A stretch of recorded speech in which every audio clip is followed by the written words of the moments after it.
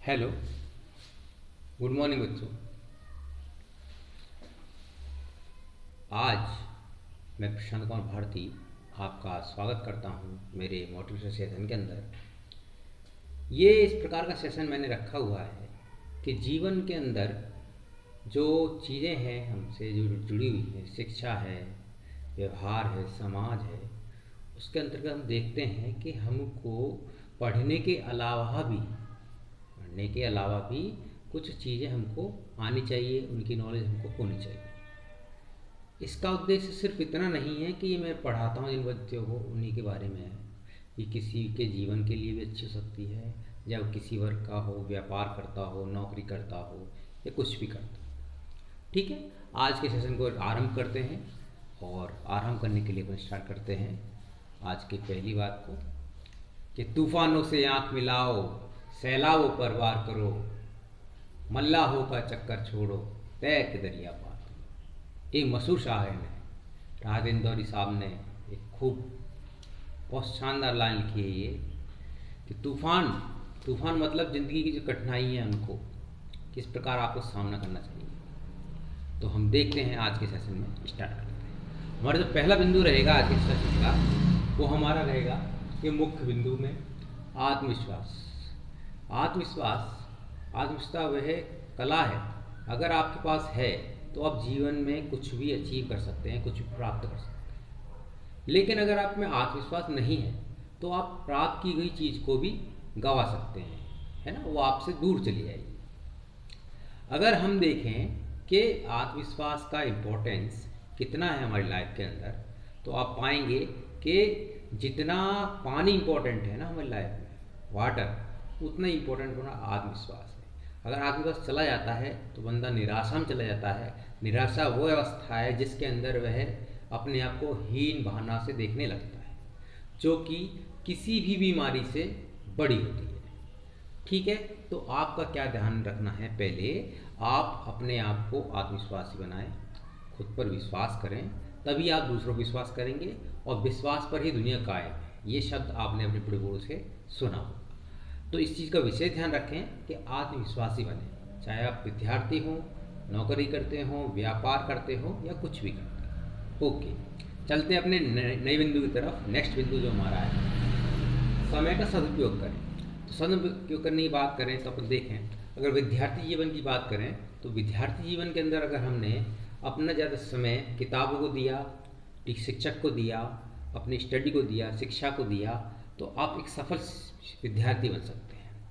अगर हम किसी नौकरी वाले व्यक्ति की बात करें तो बंदे ने अगर अच्छी तरह प्रिपरेशन की होगी, है ना, अपने समय का सदुपयोग किया होगा, तो वो आसानी से कर सकता है अपने नौकरी को।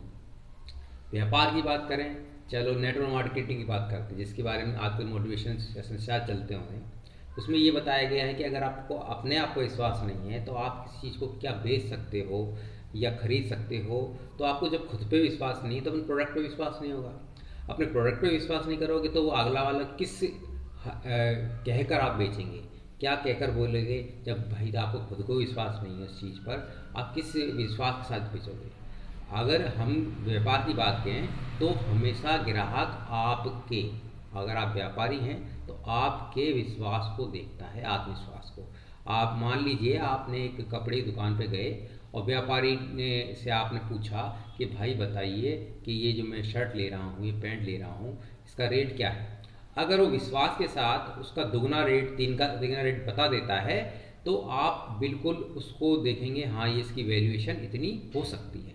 अगर वो आपसे ये कहे कि भाई ये चीज़ मेरे को इतने की पड़ी है या मैं आपको इतना दे दूंगा, तो आप ये खुद ही बता रहे हो कि उसके अंदर लेग ऑफ कॉन्फिडेंस है, उसके अंदर विश्वास की कमी है और वो अपनी चीज़ को सही रिप्रेजेंट नहीं कर पा रहा। तो ये एक छोटा सा उदाहरण था आपके सामने। इसके बाद बात करें, समय का सदुपयोग की बात करें, जीवन में लक्ष्य बनाएं, चाहे पढ़ाई का लक्ष्य हो, नेटवर्क मार्केटिंग का लक्ष्य हो या अपने छोटी छोटी चीज़ों का लक्ष्य हो। जैसे मान लिए आपने कुछ नहीं लक्ष्य बनाया, आज ये कहा कि मैं आज सारे कमरे की, घर की सफाई करूँगा, ये छोटा सा लक्ष्य बनाया आपने आज के दिन में, तो आप उसको कंप्लीट करके देखें तो आपको खुशी मिलेगी कि भाई हमने एक काम सोचा था उसको कंप्लीट कर दिया। जैसे आज मैं किसी को 10 रुपये दूंगा सुबह, पूरे दिन में 10 रुपये दूंगा, तो वो आपको खुशी मिलेगी। अपन ने एक टास्क सोचा था उसको कंप्लीट कर दिया। छोटे छोटे लक्ष्यों को आप सामने बनाएंगे, इस प्रकार आपका धीरे धीरे इसमें इम्प्रूवमेंट होता रहेगा। तो आपका जो स्वभाव है, जो पर्सनैलिटी है, वो डेवलप होती जाएगी। अगर आप अपने आप को सुधार लेते हैं तो ज़िंदगी में जो भी काम आपको मिलेंगे वो उसको पूर्णता से निभाएंगे, अच्छी तरह से निभाएंगे और आगे भी बढ़ते जाएंगे, उसमें आपको कोई रोकने वाला नहीं है।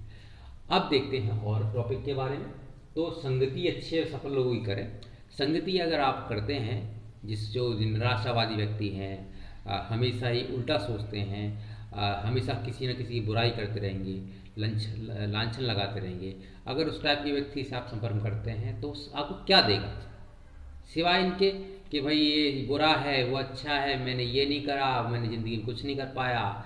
तो अगर आप ऐसी बात करोगे, नेगेटिव थॉट सुनोगे, तो आपके नेगेटिव थॉट आपके माइंड में आएंगे। बिल्कुल छोटी छोटी बातें कर रहा हूँ मैं आपके सामने कि नेगेटिव थॉट सामने आएंगे। नेगेटिव थॉट सामने आएंगे तो आप वो ही गेन करोगे।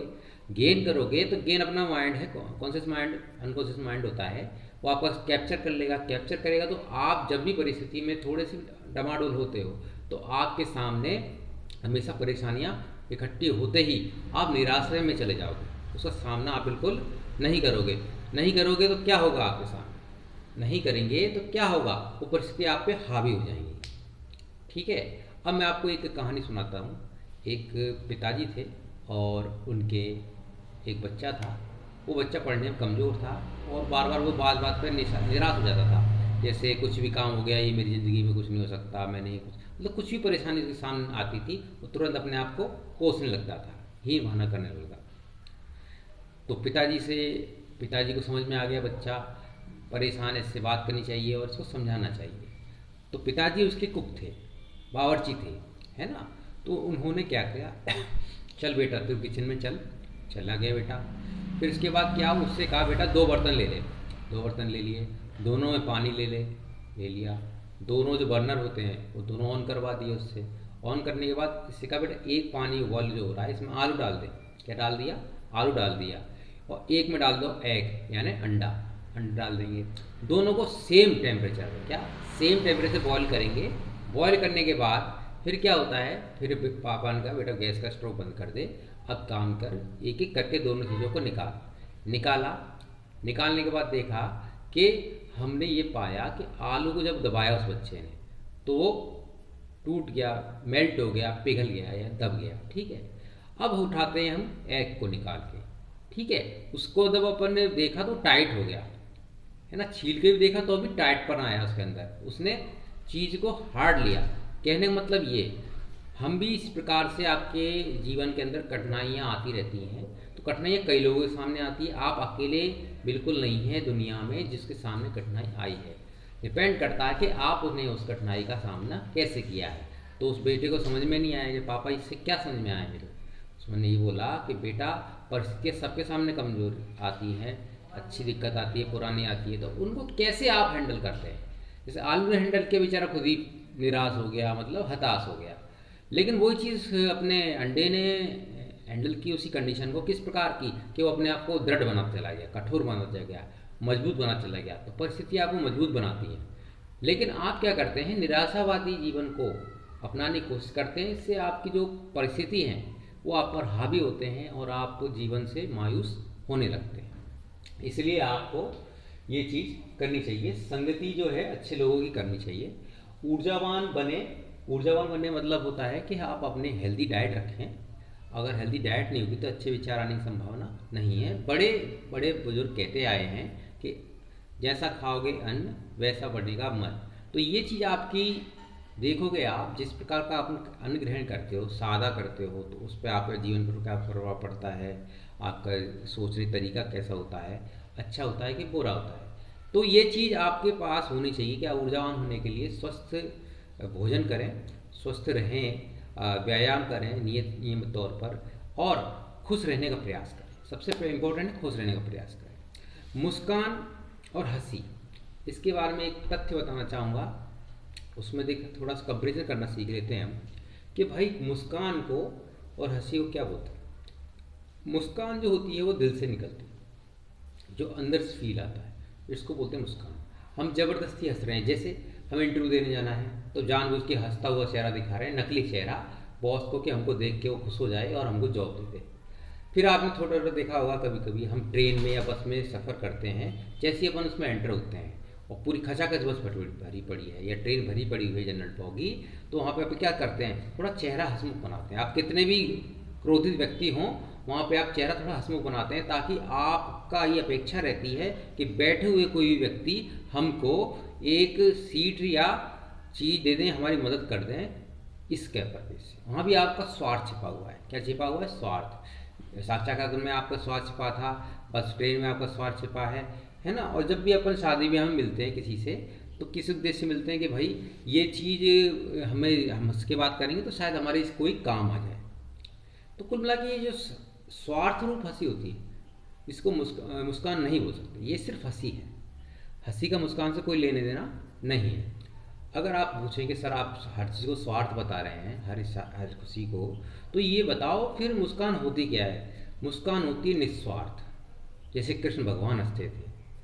मुस्कान होती है, उसको बोलेंगे जिस नवजात शिशु, जब बच्चे को इस दुनिया की भौतिक वास्तविकता का पता नहीं होता, जब बच्चा हंसता है, उसके अंदर ऊपर जो लालिमा आती है, उसको बोलते हैं मुस्कान।